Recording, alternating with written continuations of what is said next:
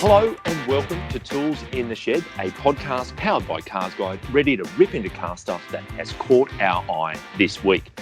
I'm CarsGuide Deputy Editor James, and with me is Senior Editor Matt. Hello. And a key contributor, Byron. He contributes keys. Yeah. In a week that's seeing the dealer signage coming down all over the country, we'll look at what might have been for Holden. We'll look at some fresh metal in the CarsGuide garage, and we'll hint at some secret stuff too. And we'll catch up with a bloke who's not short of a quid in this week's MuskWatch. So stay with us. But first, some feedback from last week, which is always terrific to receive. Thank you. And our key topic of conversation last time round was the new Isuzu D-Max and Toyota Hilux. And interesting to note that most of the feedback was around the D-Max. The Hilux seemed somewhat unloved in terms of people giving us their thoughts. Lots of compliments for the D-Max. Nicholas Fuller, Andre Vajeur, he says he's actually waiting for the MUX. Michael Lee, he noted that it's the best-selling, he alleges it's the best-selling ute in Thailand.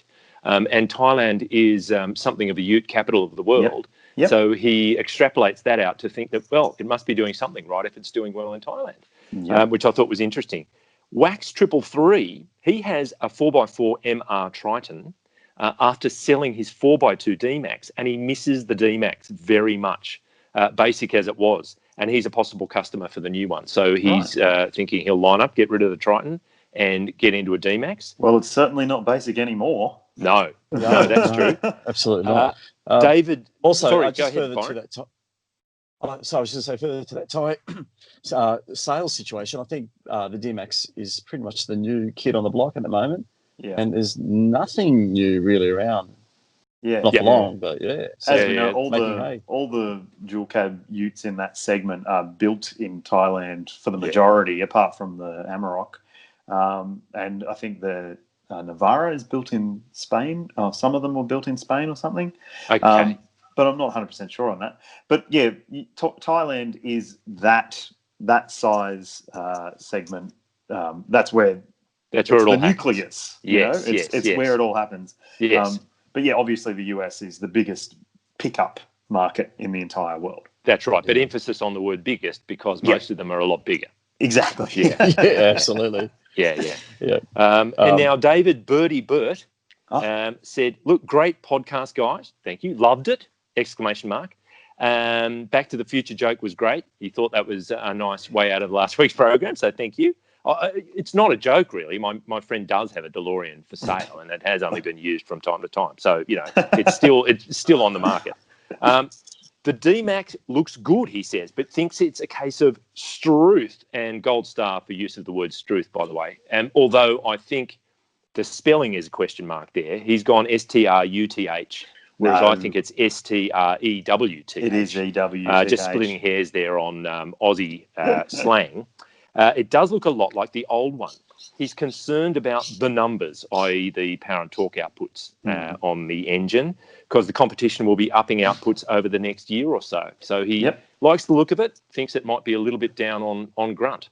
Yeah, I sort of thought the same thing when I saw the figures. It's not quite as bolshy as some of the other four-cylinder utes out there. I mean, we've just seen Hilux go to 150 kilowatts and 500 newton meters for the 2.8. Yeah. Where the new, what's it called, 4JJ3 TCX engine in the D-Max has 140 kilowatts and 450 newton meters. So there is straight away it is behind the best hitting four-cylinder engines in the market.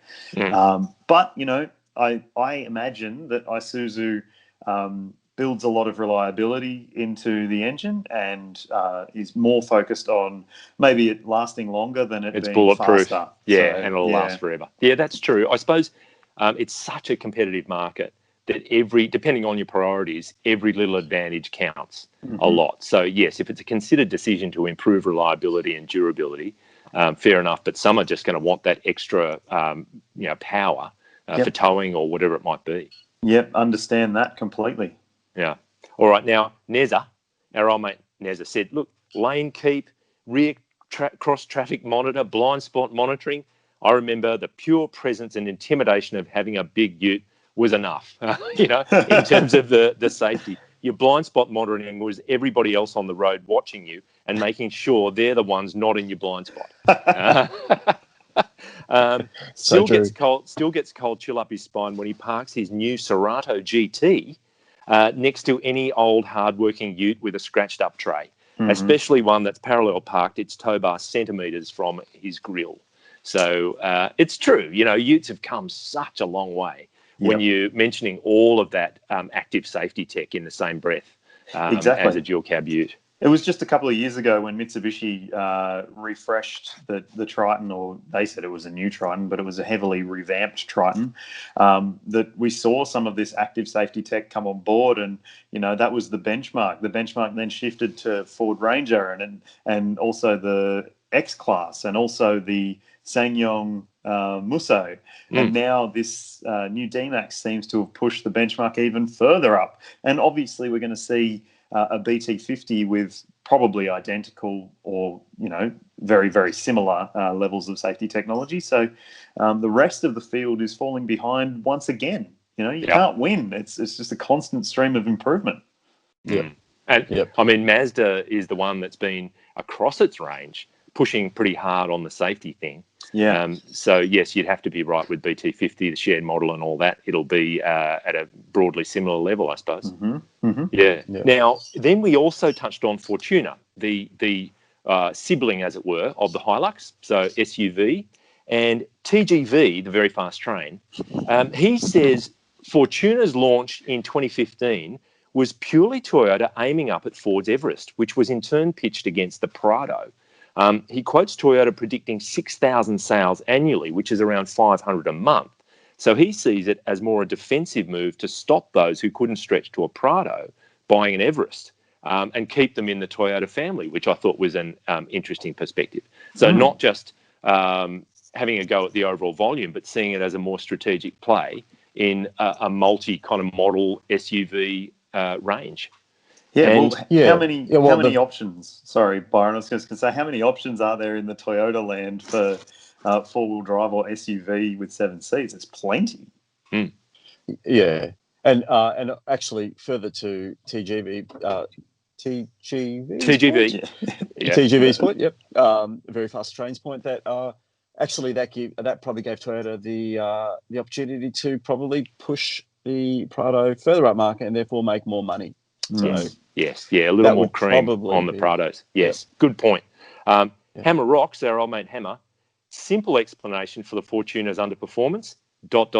it's ugly.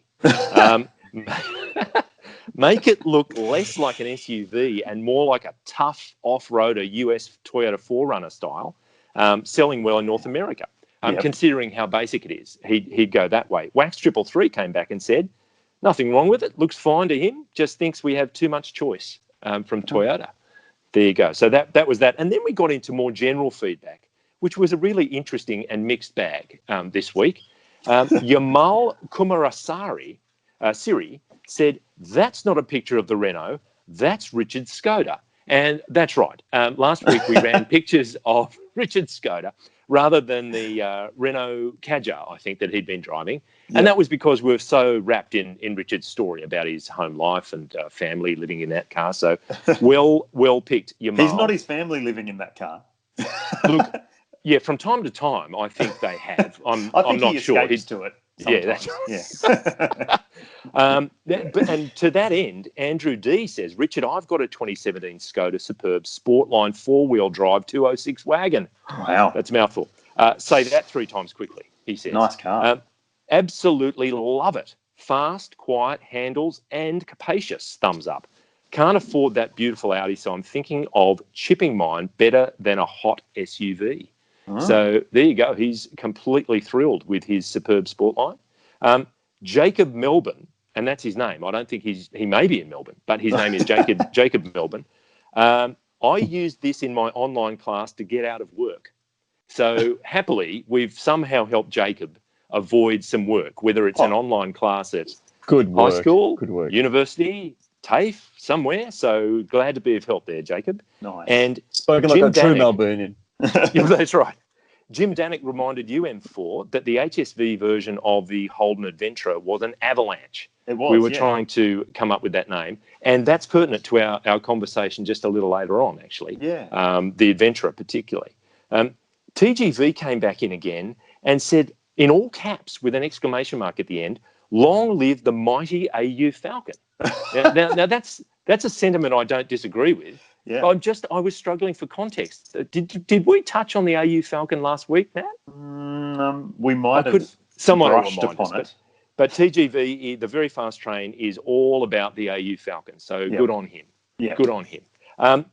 Then Jayesh Mehta said to Richard, "No, I don't work for the Highway Patrol, but only recently got my license, hence sticking to speed limit for the test." This was our friend in Brisbane who was wondering out loud why the performance SUVs, why the high-speed performance cars, when we're all limited by such draconian kind of measures like speed cameras and what have you. He said, also, as for Mars travel, and this, of course, related to MuskWatch, I believe climate change is going to get far worse for mankind before countries band together to make the Earth healthy again. Probably Elon is just hedging his bets to wait it out on the moon or Mars. Or it could be something as simple as mining more resources for his batteries. And I think that goes to the number, but he's probably not far off the truth, really. Yeah. And then David Burt, Byron, being in Melbourne, you'll relate to this. He said, "You blokes driving around Sydney together? Oh, that's right. You're in New South Wales." Perhaps the CarsGuide dishwasher, and we were talking about the fact that a dishwasher would fit in the back of Richard's Skoda, is a new benchmark. Get rid of the pram and the suitcase and just have a dishwasher that we put in the car. So it's not a bad idea. I've mocked one up. People on YouTube will be able to see the CarsGuide dishwasher. Excellent. And to finish off, Ghulam Dust Gear gave us another 17 thumbs up, which brings the Dust Gear thumbs up tally, which I call the D-Tut. It's now at 51. We've cracked half a century, 51 thumbs up. Thank you. We are doing something right. Thank you very much, Ghulam. But we'll now move on to a really fascinating subject. And Byron, you're in the driver's seat here because you authored a really interesting story based on a lot of background information that you've obviously dug out over a period of time about what might have been for Holden. A lot of it seems to hinge around Holden's plans in the late noughties and the GFC and the big hole that it punched in things. But there were a few key cars that were potentially on the cards for here and export. Can you fill us in on some of the detail on that one? Oh, absolutely, James. And it really breaks my heart and is quite sad to know that Holden got so close to having a whole family of VE Commodore-based models, and probably the top of the bunch, the top of the tree there, was a Ford Territory rival, which we've since learned was known internally as the Holden Nullarbor. All right. So we're talking about a large 5 or 7-seater all-wheel drive or rear-wheel drive SUV using VE mechanical. So we're talking the 3.6 litre Alloytech as well as the V8s. Yep. Which would have actually given it a point of difference in that segment at the time. But it was a perfect storm of GM kind of going backwards internationally and losing money left, right, and centre, rocketing fuel prices, and the fact that Holden just pretty much overstretched itself. Yes. And the decision was made to go for the Captiva instead. Yes. So that was a bit of contrast. Yeah, exactly. So what we're talking about here is a car that would have jumped on the wave of SUV, like the tidal wave of SUV acceptance, not just in Australia but globally. This vehicle would have had enormous export potential as well. Given that the rear-wheel drive, the V Zeta architecture had left-hand drive. Through Camaro. Yeah, and also the Pontiac. The Pontiac G8 as well. Absolutely, and later, of course, the Chevrolet version, the Chevrolet V8. SS. So escaped me. The SS, SS, yeah. Anyway, so that's heartbreaking. And I got this from a former Holden insider who told me at a car launch for another company he was working at. Years later, we're having drinks, and he was telling me that this particular car in his eyes, looked like what the second generation BMW X5 turned out looking. I see. You had kind of a muscular stance and kind of blistered wheel arches within a VE context. So, and it was a proper large square 3-row SUV. My heart just breaks. Well, the irony is, isn't it, though, that as Holden started to go wobbly, at the knees, the common wisdom was, well, why weren't they onto an SUV? That's obviously where the market was going. And here it turns out that they absolutely were. It was just external forces that cruelled its chances. Absolutely. They invested so much. I mean, everyone knows the billion-dollar baby that was the VE project. They invested so much in getting the sedan and the wagon and the utes to market, as well as a whole bunch of other variants, which I can touch on briefly later. But yeah, definitely the Holden was very aware of a crossover, and that leads me to the second car, because there was also going to be an adventure replacement. Yes.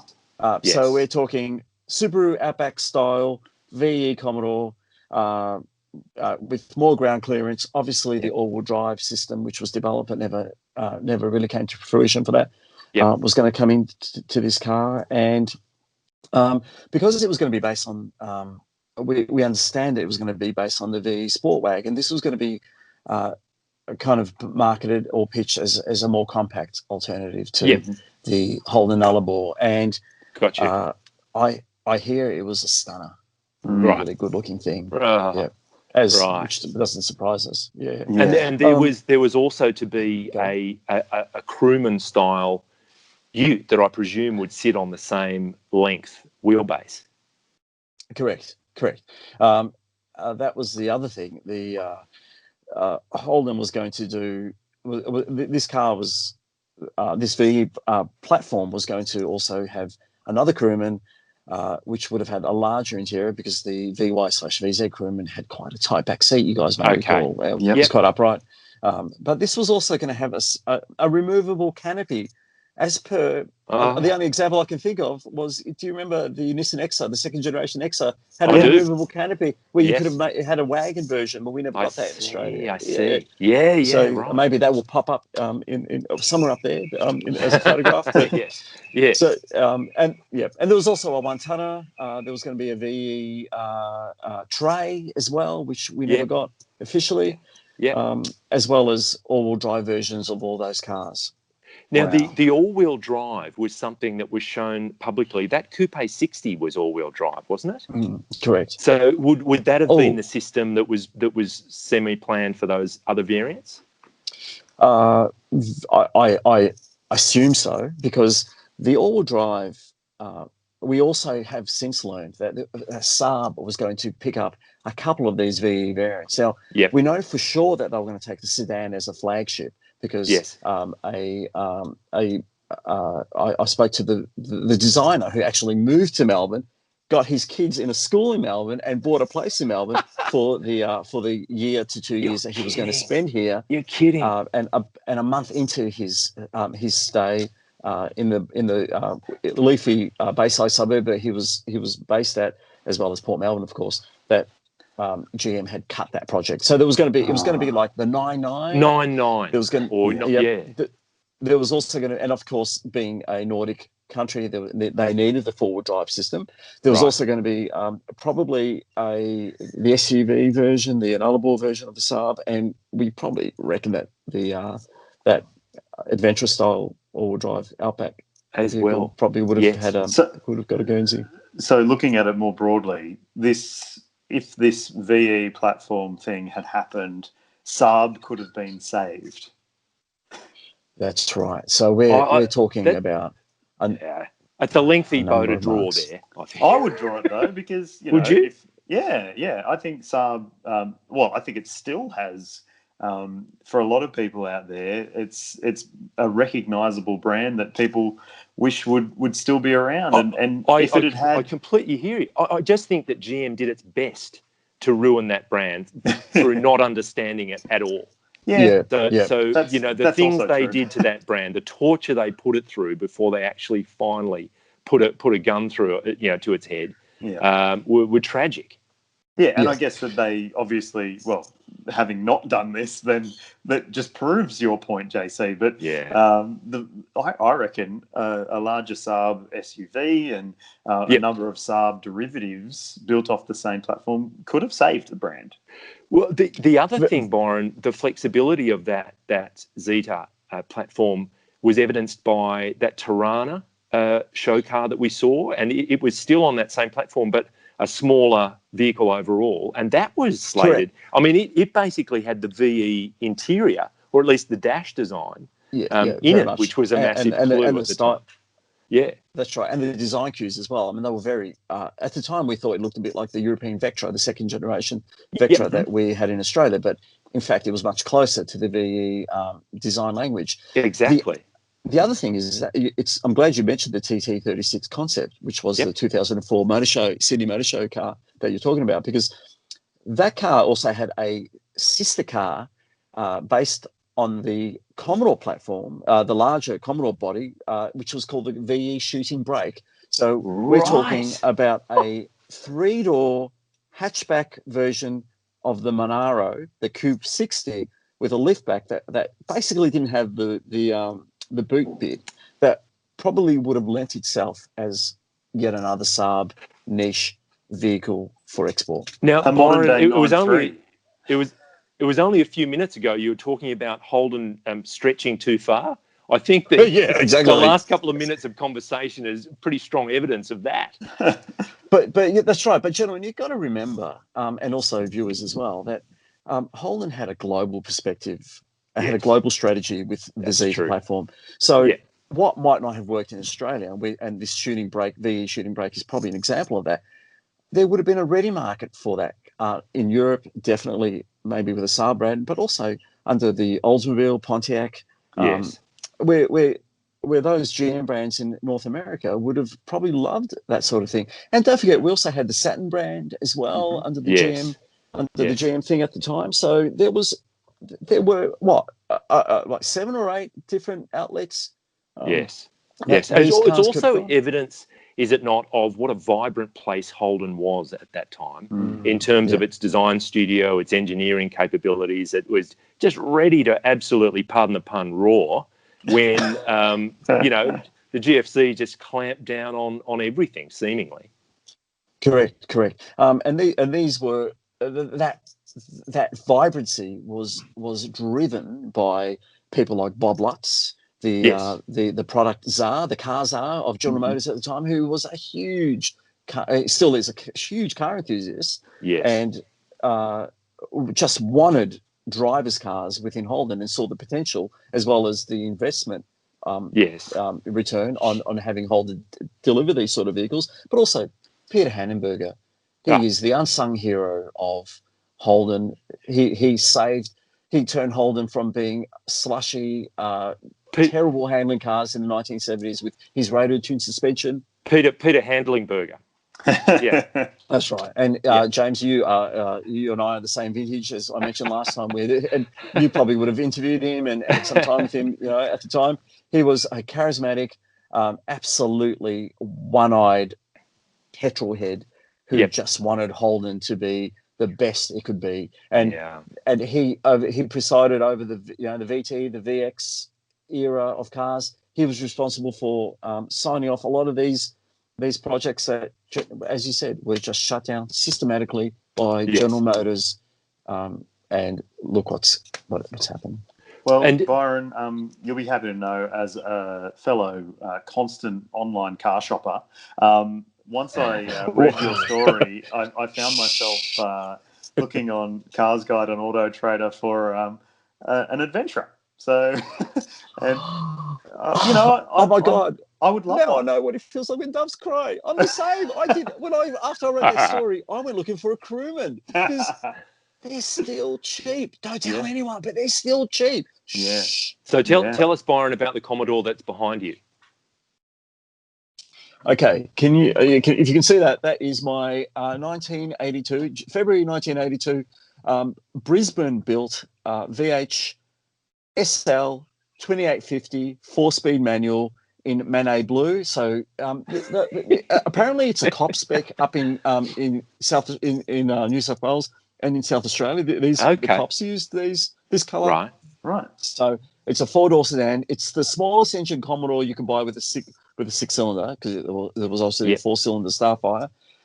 It's a 28. So it's a 2.8 litre 173 in the old language. Yes. 4-speed manual. And I bought this car up in Armidale in New South Wales a couple of years ago. Drove it down to Melbourne, and it's just for me. It connects me to what the old Holden grey engine and red engine and blue engine and black engine Commodores were, like pure rear drive, simple, tough, rugged engineering. And that gearbox is a real. You've got to manhandle that gearbox to find the slots effectively, haven't you? Yeah, absolutely. I think that there are a lot of viewers out there who remember learning to drive manuals in these. It was almost truck-like sometimes, and it balked and it was notchy. That car, that's actually one of the better gearboxes. Okay. It's a 4-speeder. It's not the 5-speed, which was even worse. Matt Campbell, are you familiar with? Have you ever driven one of these? Not of that before? Vintage, no. But my first car was a HD Holden wagon that had a 4-speed manual put in, and it was constantly jamming. So nice. I get it. How about you, Mr. Cleary? I've got to say, the car that I got I passed my driver's license in was my brother's EJ wagon. So it had compression on about 3 out of 6 cylinders, and it only ever had synchro mesh on the top 2 gears, but it didn't have any really. So going to get your license on that car was a real challenge. I was pleased to get it first go, and I think the person next to me was quite impressed that we got over the line. Yeah, awesome. So that was the last of the grey engine Holdens, the 2262cc engine things. Such a beautiful car. I used to borrow it. We'd go to the drive-in movies with some mates and reverse it to the screen. So you'd have 2 people in the back of the station wagon with 1 speaker on their window, 2 banana lounges on the roof with 2 people up there and another speaker for them. So It was the best for drive-in movies I could ever imagine. That's awesome. Yeah. That's how strong the roof was too. I've got just visions of you, like Grease style, going to the drive-ins. I found my thrills. Sort of anyway, I've got to recommend to listeners and viewers that have a read of Byron's story, because I found it really engrossing, and it is obviously a product of a long-term kind of a niggle here, a niggle there. Give me a bit of this information. And you turn up so much post the fact. When people, it's a bit like election night, all the pressure's off and people are ready to say what they really want to say. So once Holden had shut its doors, I suppose people are a little easier with what they want to share. But it's a really great story.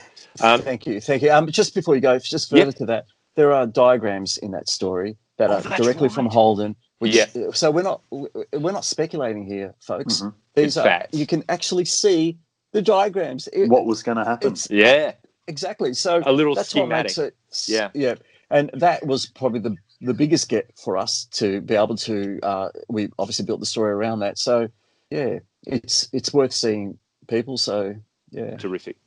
Look, we'll move from there to vehicles that have actually been manufactured and seen the light of day, to the point where we've actually been driving them, and give you a bit of a thumbnail view. Although, Matt Campbell, I'll start with you. Yes. You're somewhat limited in what you can share, but fill us in as far as you can. No, it's a secret. Can't tell you anything. Okay. Byron. Okay, sorry. But in all honesty, I've been spending a little bit of time in the all-new Isuzu D-Max. As you may have seen on our Facebook channel, we've been putting it through its paces across a bunch of different tests. Can't say anything about drive impressions just yet, but it certainly has some kind of eye-catching appeal, because we've had a few D-Max drivers of the previous generation do the whole whoa head turn thing. Really? Great.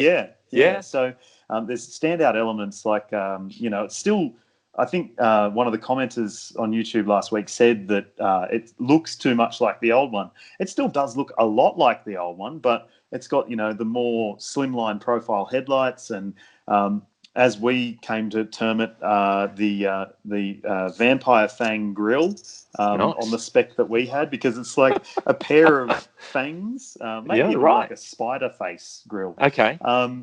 But yeah, it's certainly taken some big steps in terms of design. It's smaller nose to tail in dual cab spec, but with a longer wheelbase. And if you know anything about wheelbase, you'll know that could mean better comfort.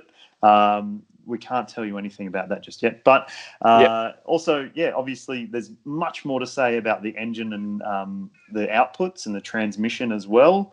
And also, generally what it's like to drive both on-road and off-road. And we are going to be covering this car. So just be prepared. There's an onslaught coming. By the time next week's podcast rolled around, we will have published, and we'll be able to speak a little more freely about that kind of stuff. I've got to say, one of the design details, kind of random, but the one I like is the taillight design on the D-Max. I think they've done a great job. I really, for what it's worth, I really like that kind of double loop kind of treatment on the taillights. And quite a mature thing. The LED spec lights on the LSU and X Terrain are really quite something.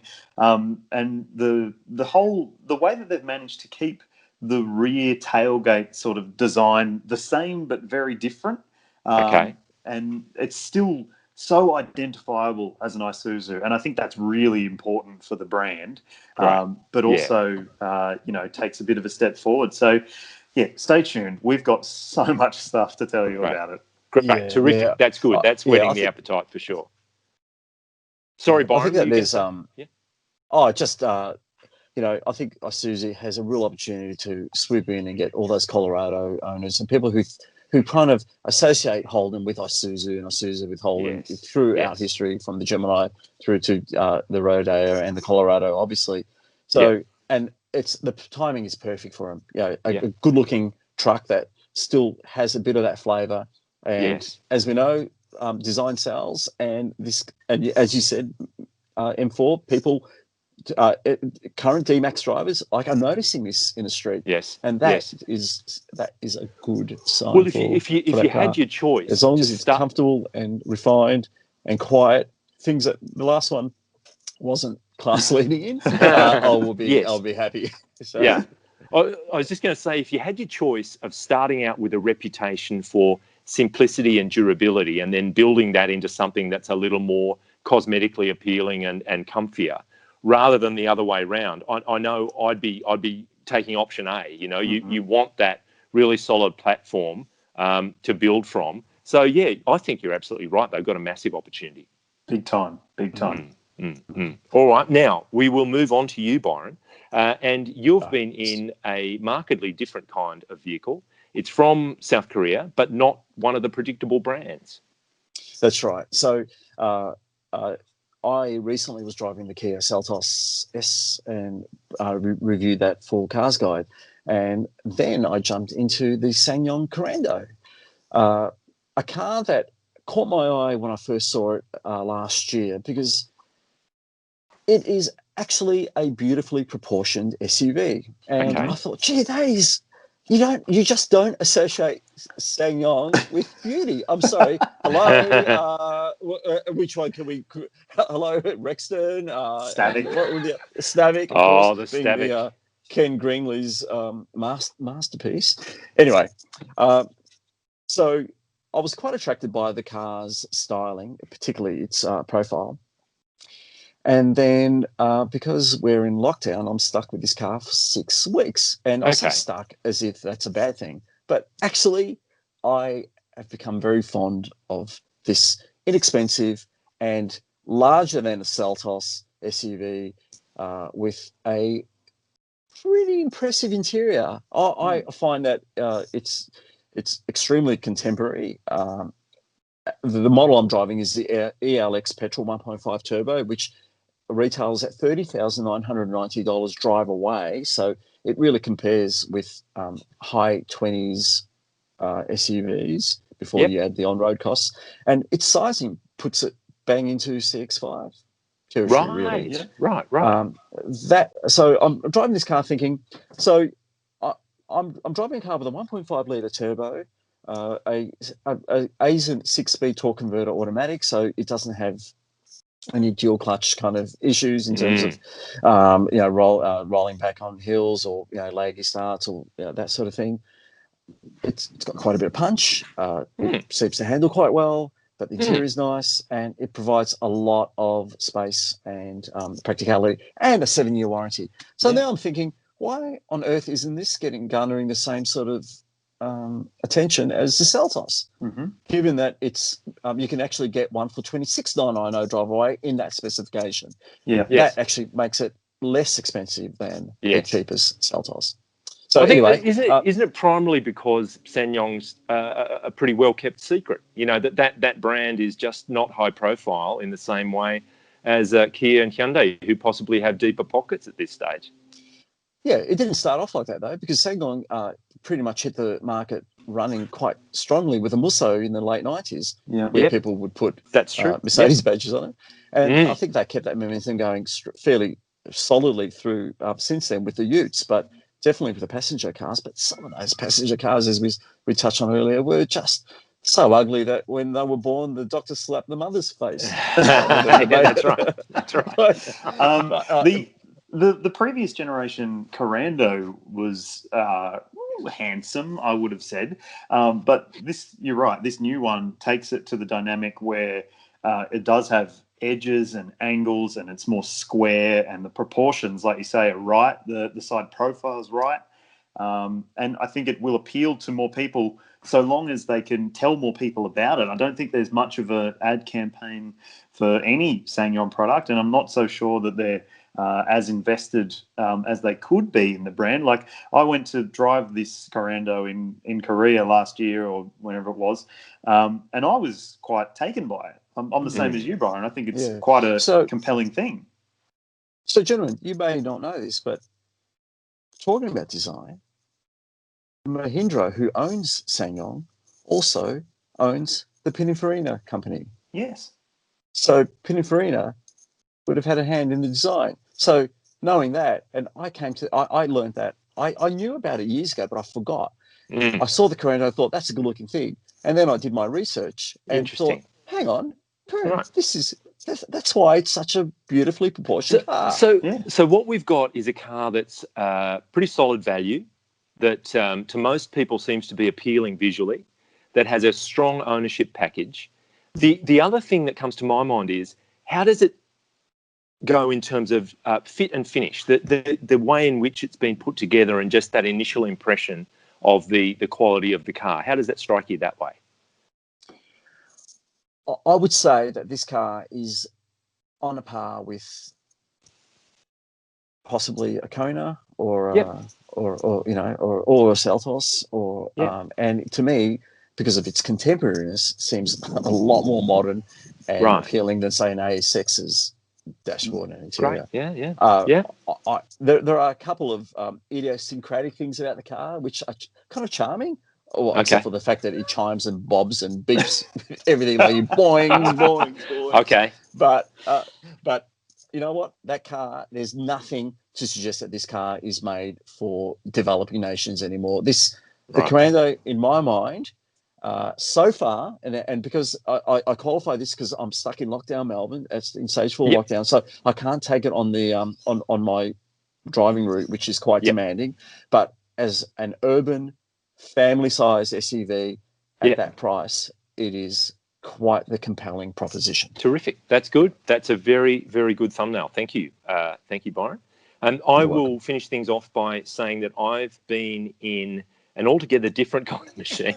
I've found myself in the BMW M8 competition Grand Coupe. Now, that's on the back of the fact that I'm in a long-term M850i Grand Coupe. So all of a sudden, Honest Jim's Motors had a couple of BMWs at the front of the forecourt. One was actually up on the container in the corner as Car of the Week, that being the M8.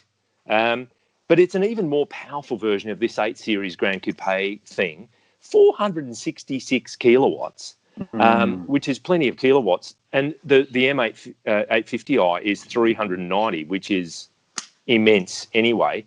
You're talking 3.3 seconds 0 to 100 now. That's supercar territory, and it's $349,000. It's before you've put it on the road, and it has that same 4.4 litre twin turbo V8, but it's been wicked up to bigger numbers, 8-speed auto, all-wheel drive, and actually having had the opportunity to drive the two of them, if you're in that fairly rarefied part of the market, I would be opting for the M850i.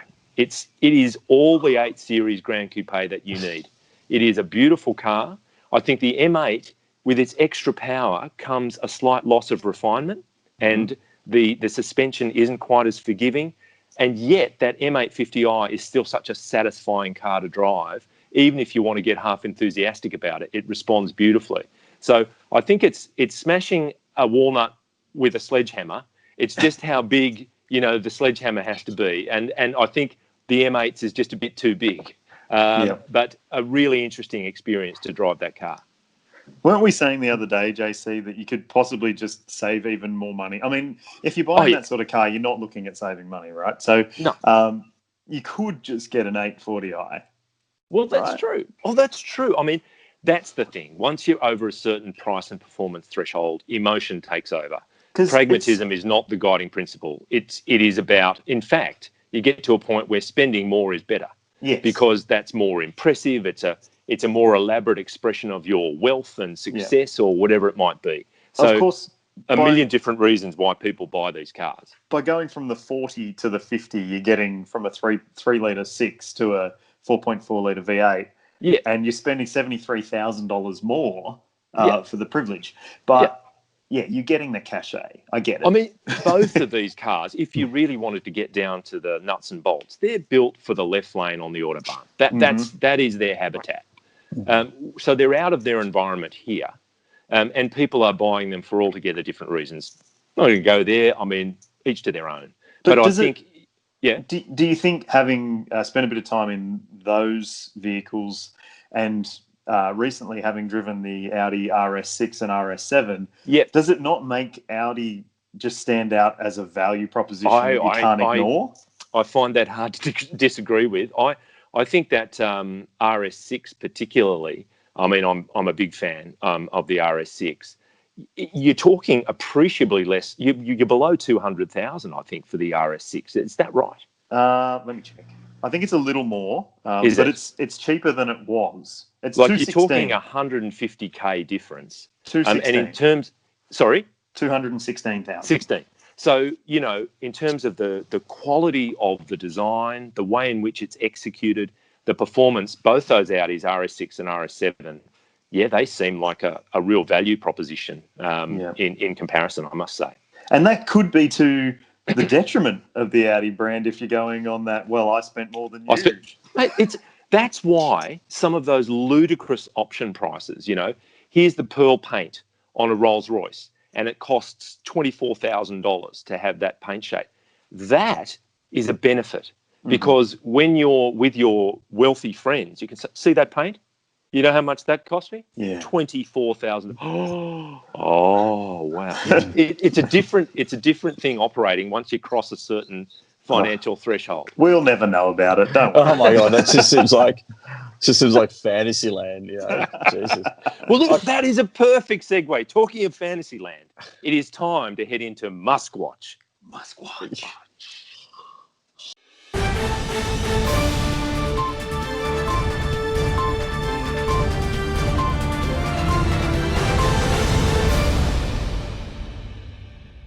Now, okay, the first thing we've got to say is that Elon has had another light bulb moment, and he has gone on to the Twitters, and Teslarati, a Tesla-focused website, has said that Teslas will play elevator music for pedestrians through external speakers.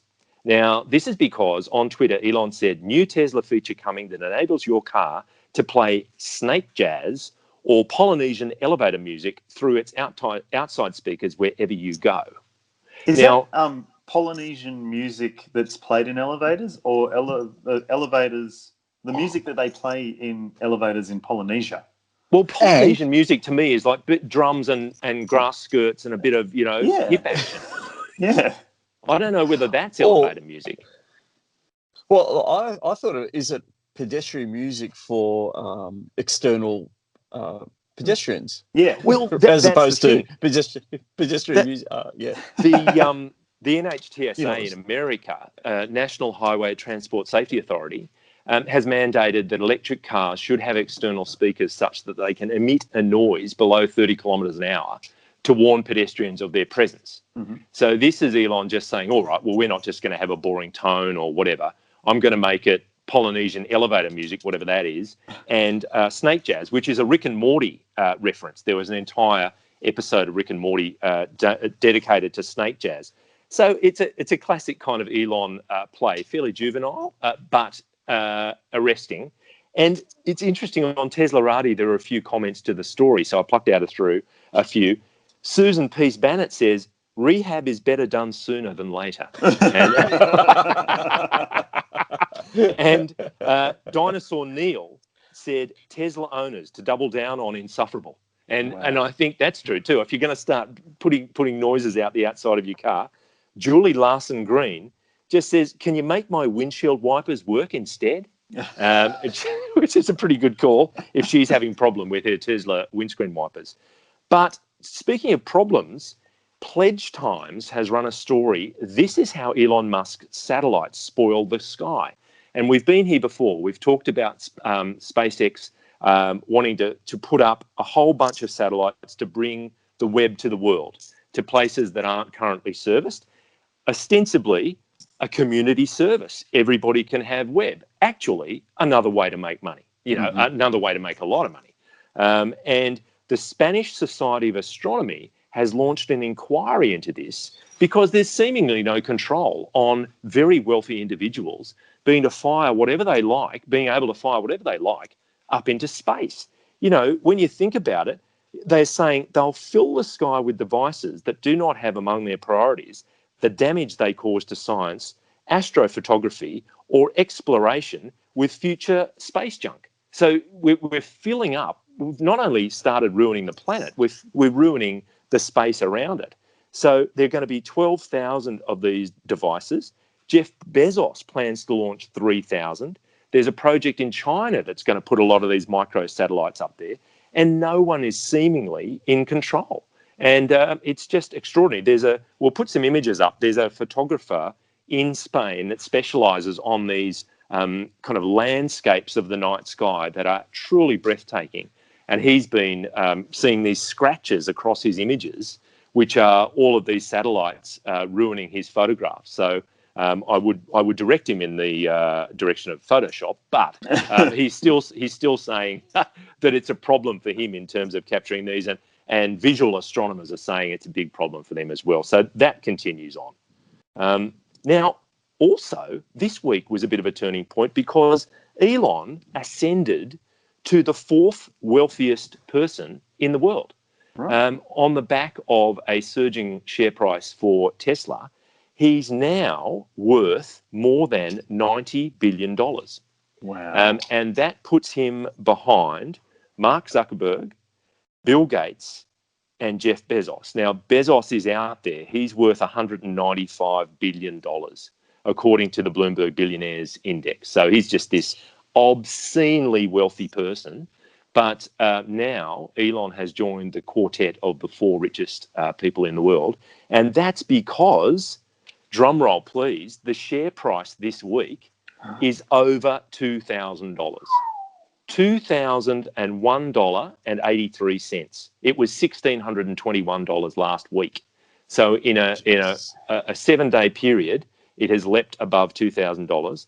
And the Motley Fool has theorised as to why this has happened, and they're still sheeting a lot of it home to this 5-to-1 split of the shares that's going to not increase the capitalisation of the company, but make shares more affordable for, mum and pop investors. It has gone up nearly 800% over the past 12 months and 24% in the past 5 trading days alone. Wow. So the growth is now pretty much vertical on that share price. The other little bit of information is that Panasonic has announced that it plans to invest more than 100 million next year in battery production capacity at Tesla's factory in Nevada. So the supply of batteries for Tesla has been firmed up and increased. So that increases their production potential, and on it goes. So there is some sound basis to it, but a lot of it seems to be just emotional sentiment driving this thing to the stratosphere. Yeah, it's crazy. Folks, I remember 12 months ago we were saying, surely Tesla can't last. Like, what Great has point. happened? 2 years ago we were saying Tesla's going to bust. Yeah. They're on their knees. Well, history will certainly show examples where things that go up must come down eventually. Just very quickly, Bezos and Zuckerberg and Musk might be the richest people in the world, but adjusted for inflation, they're still nowhere near as rich as the Vanderbilts and the Rockefellers were in the early part of the 20th century. Yeah. So we've been here before, guys, and those people are no longer on the list of the top 3 or top 10 because what goes up must come down. So, yeah, that's true. That's so true. Now, and also everything must come to an end, including this podcast, because we have now reached the finish line. And I would like to say thank you, Matt. Thank you. And thank you, Byron. Oh, you're so welcome. And thanks to our production trailblazer, water slide architect, and rugby league genius, Mr. Pritchard, for his technical intensity. Today, he's wearing a T-shirt saying, "In my defence, I was left unsupervised." He's also wearing jumper pants and AstroTurf Crocs. So for those in North America, sweater pants, but a sweater turned into pants. It's an amazing look. Please pass on the word about the podcast and let us know your thoughts by searching for CarsGuide on Facebook and Instagram using the hashtag CGPodcast, or email us at comments@carsguide.com.au. If you're an Apple Podcast listener, please rate and review us. And remember, you can watch us on YouTube. But before we go, what do you do if you see a spaceman? Park in it, dude.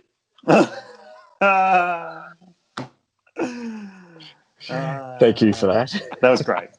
It's brilliant.